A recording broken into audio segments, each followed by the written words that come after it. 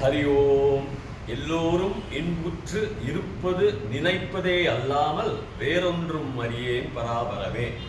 இப்பொழுது என்னுடைய இரண்டாவது பாகம் காஸ்மிக் கோட் இஸ் இல்யூஷன். இந்த பிரபஞ்சத்தின் நிலை மாயை என்று என்னுடைய பிரசங்கத்தை தொடர்கின்றேன். இரண்டாவதாக இப்பொழுது போன முதல் பாகத்தில் எப்படி அந்த எய்த அம்பு சாதாரணமாக அது எய்து கொண்டிருக்கின்றது, பறந்து கொண்டிருக்கின்றது, அதனுடைய குறியை நோக்கி அது சென்று கொண்டிருக்கிறது, குறியை அடைகின்றது என்றெல்லாம் நம்முடைய உலக நடைமுறைகளில் நாம் தெரிவது ஒன்று, நாம் புரிந்து கொள்வது ஒன்று. அதான் பல யுத்தங்களில் அம்பு வில்லு என்றெல்லாம் ஆயுதங்கள் இருக்கின்றன. ஒரு வேட்டைக்காரன் ஒரு மானை நோக்கி குறிவைத்து அம்பை எய்கின்றான். அந்த மான் பாவம் இறந்து போகின்றது. அதன் மாம்சத்தை அவன் உண்ணுகின்றான். இதெல்லாம் எப்படி நடக்குமப்பா? எய்த அம்பு அது பறக்கவில்லை என்றால், அது நகர்வதில்லை என்றால் எப்படி இந்த சம்பவங்கள், இந்த நடைமுறைகள் நடக்கின்றன என்று விவரிப்பாயாக என்ற உங்கள் மனதில் சில வினாக்கள் வரும். இதுல எப்படி நான் எல்லாமே மாயை என்கிறார்கள். சரியாக எய்தவன் இல்லை, எய்கின்ற அந்த அம்பு இல்லை, வில்லு இல்லை, மரணிக்கின்ற அந்த மானும் இல்லை. இந்த சம்பவங்கள் ஒன்றும் நடைபெறவில்லை. இதெல்லாம் மாயை, உன்னுடைய தோற்றம் என்பதுதான் இந்த மாயையின் அதிசயம். இது ஒரு பெரிய தத்துவம், ஞானம். ஏனென்றால் நான் முன்பே கூறியது போலவே கடவுள் வித்தியாசமாக நம்மை படைக்க மாட்டார். ஒருவனுக்கு தண்டனை, ஒருவனுக்கு பரிசு. அவருக்கு அதை கொடுக்க முடியாது, கொடுக்கவும் கூடாது. ஏனென்றால் பிறப்பில் நம்முடைய சரீரம் எல்லாருக்கும் வேறுபாடாகத்தான் இருந்து வந்து கொண்டிருக்கின்றதை தவிர எல்லாரும் ஒரே சமமாக பிறப்பதில்லை. ஏழை பணக்காரன் என்பதெல்லாம் இருக்கின்றன அவரவர்களுடைய கர்ம பலன்களை போல். கடவுள் இதில் நடுவே வந்து, மத்தியில் வந்து அவர் இந்த சாகசங்களை, இந்த பரிசுகளை, இந்த தண்டனைகளை அவர் வழங்குவதில்லை என்றுதான் இதனுடைய அர்த்தம். பார்க்கலாம். காலத்தின் ஒரு வித்தியாசம், காலத்தின் ஒரு மாயாஜாலம் என்னவென்றால், காலம் எல்லாருக்கும் ஒன்றாக இருப்பதில்லை. there is no equality for time for everyone. அதுதான் ஐன்ஸ்டீன் சொல்கின்றார். என்னுடைய தாத்தாவிற்கு நான் வருங்காலம், ஃபியூச்சர். எனக்கு என்னுடைய தாத்தா இருந்த காலம், இறந்த காலம். நிகழ்காலம் என்பது நான், எனக்கு இப்பொழுது. அதுபோல எல்லாருக்கும் காலங்கள் அவரவர்களுடைய ஆலோசனைப்படி, அவரவர்கள் மனதில் தோன்றுவதுபடி போல மாறிக்கொண்டே இருக்கும். எல்லாருக்கும் காலங்கள், மனிதர்களுக்கு காலங்கள் ஒன்றானது அல்ல. வித்தியாசங்கள், வேறுபாடுகள் நிறைய உண்டு. இதுதான் இதனுடைய தத்துவம். இப்பொழுது சில விஞ்ஞானிகள், பௌத்த சாஸ்திர விஞ்ஞானிகள், அவர்கள் சில ஆராய்ச்சியை மேற்கொண்டார்கள். எப்படி இந்த மாயையானது எப்படி என்று. ஏனென்றால் சாதாரணமாக நம்முடைய கிளாசிக்கல் மெக்கானிக்ஸ், கிளாசிக்கல் பிசிக்ஸ் என்று வைத்துக் கொள்ளுங்கள், குவாண்டம் பிசிக்ஸ் இரண்டு வகுப்பு இப்பொழுது இரண்டாவது குவாண்டம் பிசிக்ஸ் இப்பொழுது தோன்றி இருக்கிறது. கிளாசிக்கல் பிசிக்ஸில் நான் ஒரு மார்பிளை எடுக்கின்றேன், கையில் ஒரு கூழாங்கல்லை எடுக்கின்றேன், அதை நான் போடுகின்றேன் என்றால் அந்த கூழாங்கல் போக போக அதனுடைய நடவடிக்கைகள் எப்படி இருக்கும் என்றால், என்னுடைய பலம், ஃபோர்ஸ் என்பார்கள். அது போக போக அதனுடைய சக்தியை இழுந்து, அது சக்தி உஷ்ணமாக, சூடாக வெளியேறி அது ஒரு இடத்தில் வந்து நிற்கின்றது அல்லவா, நின்று விடுகின்றது. அதனால் என்னால் கணக்கு போட முடியும். என்னுடைய வேகம், என்னுடைய ஃபோர்ஸ், அதனுடைய அளவு, அது எவ்வளவு பெரிய கூழாங்கல் என்ற அளவு, அது போகும் தூரம், அது விடுகின்ற அந்த உஷ்ணம், அந்த சூடானப்பட்டது, எல்லாத்தையும் கணக்கு போட்டு அது எப்பொழுது காலத்தில், எந்த இடத்தில் என்னுடைய ஃபோர்ஸ், என்னுடைய பலத்தை வைத்துக் கொண்டு கணக்கு நிர்ணயிக்கப்படும். அதாவது கூழாங்கல் அது ஓடும் சமயத்தில் தரையில் அடிபட்டு அதனுடைய சூடு அது போய், அதனுடைய சக்தி போய், என்னுடைய ஃபோர்ஸும் ஒரு இடத்தில் போய் நிற்கும். ஆனால் இதே தருணத்தில் நம்முடைய இந்த குவாண்டம் பிசிக்ஸில் இந்த அறையில் சிறிய சிறிய அணுக்கள் இருக்கின்றன. அவை ஒன்றோடு ஒன்றாக மோதிக்கொள்கின்றன. ஒன்றோடு ஒன்றாக மோதிக்கொண்டு விட்டால் அவர்கள் அவருடைய தன்மையை இழந்து விட வேண்டியதான், சக்தியை இழந்து விட வேண்டியதான், நின்று விட வேண்டியதான் ஒரு இடத்தில். ஆனால் இருப்பதில்லை.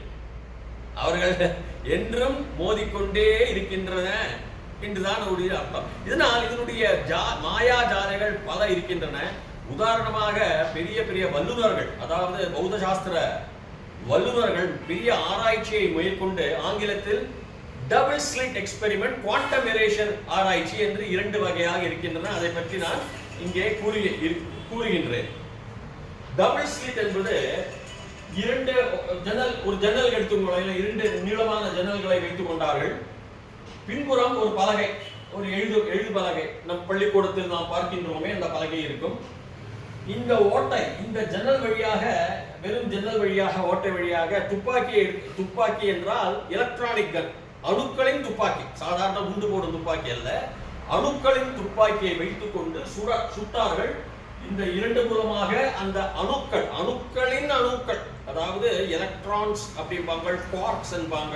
சாதாரணமாக அணு என்றால் ஹைட்ரஜன், ஆட்டம், அயன், ஹீலியம் என்றெல்லாம் இருக்கும். அதனையும் அறுவடை செய்து அதனையும் துண்டு துண்டாக போட்டால் electrons, photons light, electrons, quarks, fermions, பாஸ் என்ற பல கணக்குகள் இருக்கின்றன. சுட்டார்கள். அது சுடும் பொழுது சாதாரணமாக பின்னாடி எப்படி பதிவாகும்? நம்முடைய சாதாரண எண்ணத்தில் நேராக இது எப்படி இருக்கின்றதோ, இந்த நீளமான இந்த ஜன்னல் ஓட்டைகள், கம்பி இல்லாத ஜன்னல் ஓட்டைகள் எப்படி இருக்கின்றதோ அதே உருவத்தில் தான் பின்னால் நான் இங்கே காண்பித்தது போல, அதே போலத்தான் அந்த அணுக்கள் அதில் தங்களுடைய பதிவுகளை உருவாக்கி இருக்கின்றன. அதே போல நீளமாக ரிப்பன் என்று கூறுவார்கள், இல்லை சாக்லேட் மாதிரி இருக்கும் வைத்துக் கொள்ளுங்களேன். அதே மாதிரி அது அங்கே காணப்படும். அது நியாயமானது. சாதாரண மனித புத்திக்கு அனுசரணையாக இருக்கப்பட்டது. அது ஏற்கப்படும் ஒரு நிகழ்ச்சி. அந்த உருவம் அப்படித்தான் இருக்க வேண்டும். அது நமக்கு நன்றாக தெரியும். ஆனால் நாம் அது சுடும் பொழுது ஆராய்ச்சியாளர்கள் அவர்கள் பார்த்து கொண்டே சுட்டார்கள். அதனால் இது இப்படி வந்தது. அவர்கள் பார்க்காமல் ஒரு இடத்தில் வைத்துக் கொண்டு தானியங்கி எலக்ட்ரானிக் துப்பாக்கி வைத்துக் கொள்ளுங்கள், ஆட்டோமேட்டிக் என்று கூறுவார்கள். அதை வைத்துக் கொண்டு அவர்கள் பார்க்கவில்லை. இந்த சுடுவதை பார்க்காமல், அது தானியங்கி துப்பாக்கி மூலமாக அவர்கள் பார்க்காமல் சுடும் பொழுது என்ன ஆச்சரியம்! இது மாதிரி வருவதற்கு பதிலாக அலைகளாக, வேவ்ஸ் என்று ஆங்கிலத்தில் கூறுவார்கள், சமுத்திர அலைகள் போன்ற இந்த மாதிரி அதனுடைய ரூப வடிவங்கள் வந்தது.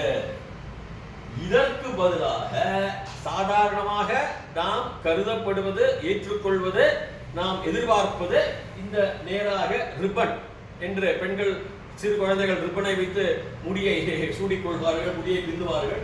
அதுபோல இல்லாமல், ரிப்பன் டைப்பாக இல்லாமல் அலைவரிசையாக வேவ்ஸ் என்று கூறுவார்கள். அதாவது இதில் என்ன தெரிகிறது என்றால், இந்த பார்ட்டிகிள்ஸ், இந்த அணுக்கள், நாம் அதை பார்க்கும் பொழுது அது இந்த அணுக்கள் எல்லாம் பார்ட்டிகிள்ஸாக அந்த வடிவத்தில், எதிர்பார்க்கும் வடிவத்தில் வந்து விடுகின்றன.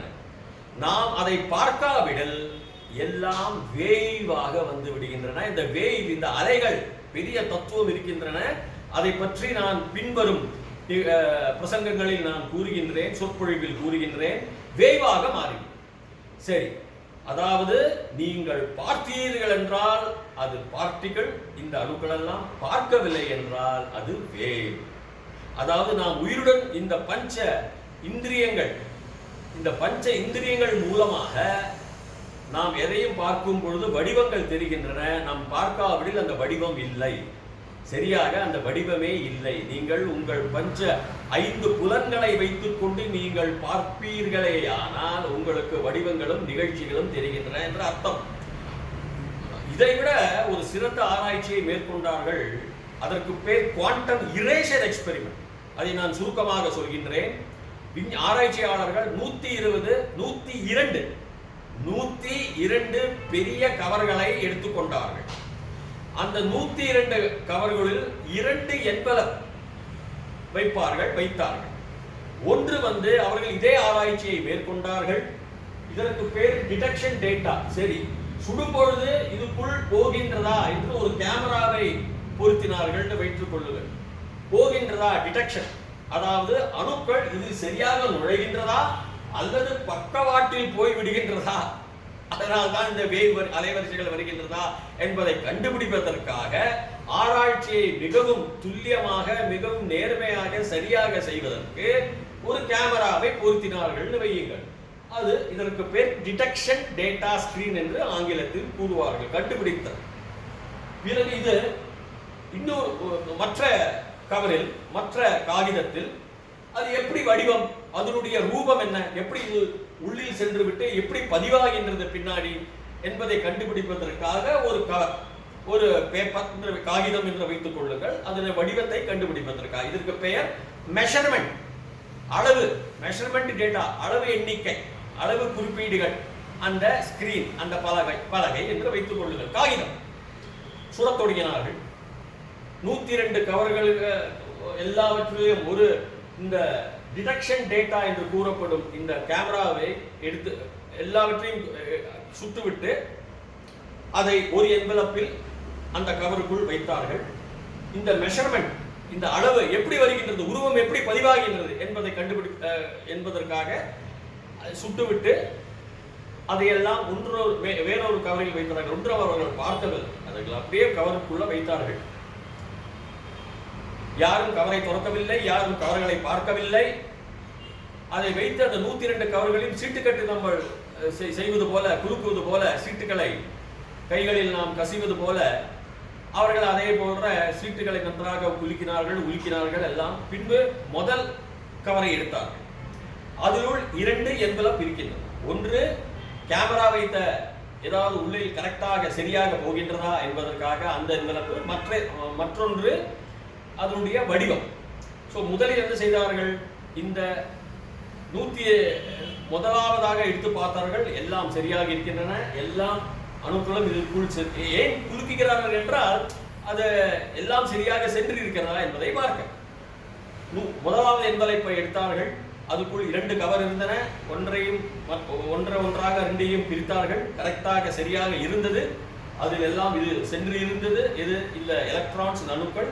மற்றொன்றில் அழகாக நேர்மையாக ரிப்பன் வருவது போல் இந்த ஜன்னலுடைய பதிவுகள், ரூபம் அப்படியே வந்திருந்தது. நான் காட்டுகின்றேன். இங்கே இது போல அழகாக சரியாக வந்தது. கொற்றுக்கொண்டார்கள், தூக்கி போட்டு விட்டார்கள்.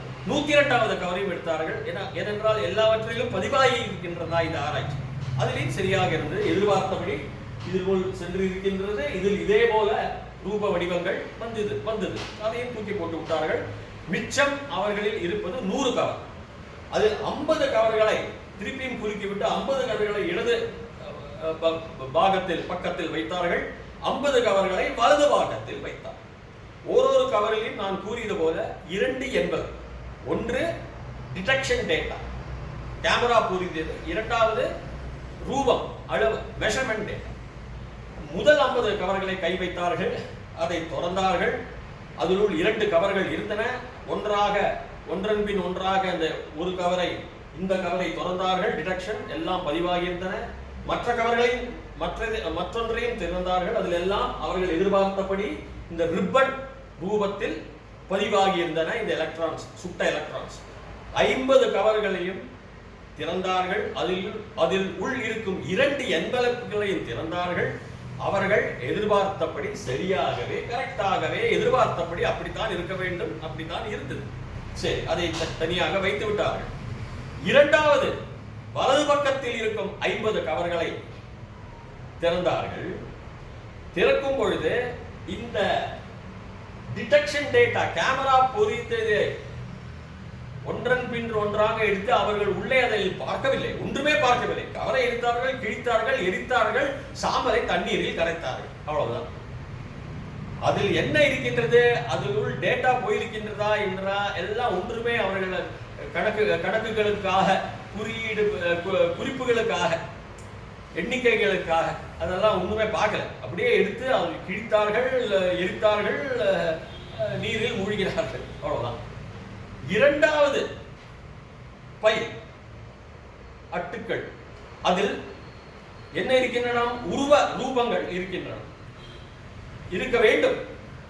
அதை ஒன்றன் பின் ஒன்றாக திறந்து பார்த்த பொழுது எல்லாமே இந்த அலைவரிசையாக இருந்தது, இந்த ரிபன் வரிசையாக இல்லை. அதாவது முதல் 50 இரண்டையும் திறந்தார்கள், முன்பாக கேமரா பொறிக்கப்பட்ட அந்த கவர்களை திறந்தார்கள், பின்பு அந்த ரூப வடிவு அதை அளவு எடுக்கின்ற அந்த கவர்களையும் தெரிந்தார்கள். கரெக்டாக சரியாக இருந்தது. இரண்டாவது 50 அட்டுக்களில் அட்டி போட்ட அந்த கவர்களில் முதல் 50 கவர் என்ன என்றால் கேமரா பொருத்தியது டேட்டா, அதனுடைய எண்ணிக்கைகள் அது பார்க்கவே இல்லை, அவர்கள் அப்படியே எரித்து விட்டார்கள். இரண்டாவது என்வலப் என்ன இருந்தது? உருவம். உருவம் எதிர்பார்த்தபடி இந்த ரூபத்தில் இருக்கவில்லை, ரிபன் ரூபத்தில் இருக்கவில்லை, அலை ரூபத்தில் இருந்தது. என்ன ஆச்சரியம்! 120 102 கவர்களை அவர்கள் ஆராய்ச்சிக்காக எடுத்து எல்லா அணுக்களையும் சுட்டார்கள். ஒரே கண்ணு, ஒரே துப்பாக்கி, ஒரே அணு துப்பாக்கி, தானியங்கி ஒரே துப்பாக்கி வைத்துக் கொள்ளுங்கள், ஒரே அறை, ஒரே உஷ்ணம், ஒரே அறை, ஒரே நேரத்தில் செய்த இந்த ஆராய்ச்சியில் எந்த கவர்களை அவர்கள் பார்க்கவில்லையோ, டிடெக்ட் செய்யவில்லையோ, எந்த கவர்களை அவர்கள் ஒப்சர்வ் பார்க்கவில்லையோ, அந்த கவர்களுடைய பக்கத்தில் இருக்கும் அளவு கவர்களில், என்வலப்புகளில் எல்லாம் அலைவரிசையாக இருந்தது. அதனால் அந்த டபுள் ஸ்லிட் அந்த ஆராய்ச்சியில் வரும் பொழுது நாம் பார்த்தோம். அதுபோலவே நீங்கள் பார்ப்பீர்களே ஆனால் அணுக்கள் பார்ட்டிகிள்ஸாக ரூபம் எடுத்துக்கொண்டு வருகின்றது. நீங்கள் பார்க்கவில்லை என்றால் அது அலைகளாக மாறுகின்றது. வேவ் என்பது பெரிய தத்துவம், அதை நான் பின்வரும் சொற்பொழிவில் கூறுகின்றேன். எல்லாம் இன்டர் கனெக்டட், எல்லாம் ஒன்றோடு ஒன்றாக பின்னிக் கொண்டிருக்கின்றதை தவிர வேற நீங்கள் நினைக்கும்படி அந்த அம்புகள் எய்த அம்புகள் போவதில்லை. ஆளை பார்த்து அது குறியும் இல்லை, ஆள் இறக்கவும் இல்லை, மான் இறக்கவும் இல்லை, அம்பு எய்தவனும் இல்லை, அம்பும் இல்லை. எல்லாம் மாயினால் உங்களுக்கு வரும் அந்த காட்சி என்கிறார்கள் நிபுணர்கள். மேலும் இதை பற்றி நான் அடுத்த 3வது சொற்பொழிவில் கூறுகின்றேன். அதுவரைக்கும் பூயாத் தாவத் சுபமங்கலம். ஹரி ஓம்.